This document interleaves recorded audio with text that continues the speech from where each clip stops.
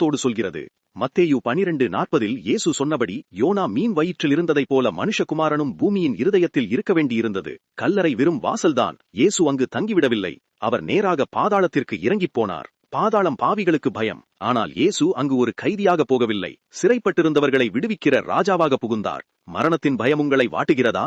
அந்த மரணத்தின் இடப்பிடத்திற்கே போய் அதை நேருக்கு நேர் முறியடித்தவர் நம் இயேசு. இயேசுவின் வருகையால் பாதாளத்தின் கதவுகள் நடுங்கின. இருளின் அதிகாரத்தை அவர் தன் பாதத்தின் கீழ் கொண்டு வந்தார். மரணத்தையும் பாதாளத்தையும் ஆளுகிற சாவியை இயேசு தன் கையில் எடுத்து, இனி பயப்படாதே, நானே அதிகாரி என்று பறைசாற்றினார். பாதாளத்தின் கட்டுகள் உடைந்தன. இயேசு உயிரோடு எழுந்தபோது மரணத்தின் அதிகாரம் சுக்கு நூறானது. இதுதான் உண்மையான வெற்றி. இன்று உங்கள் வாழ்க்கையில் எந்த போராட்டம் இருந்தாலும் பயப்படாதீர்கள். பாதாளத்தையே ஜெயித்த இயேசு உங்களை மீட்க காத்திருக்கிறார். இயேசுவின் இந்த அதிகாரம் உங்களுக்கு நம்பிக்கை தருகிறதா? அப்படியென்றால் இப்போதே இதை மற்றவர்களுக்கும் பகிருங்கள். மரணத்தை வென்ற இயேசுவே என் ராஜா என்று நீங்கள் விசுவாசித்தால் கமெண்டில் இயேசுவே என் ராஜா என்று எழுதுங்கள்.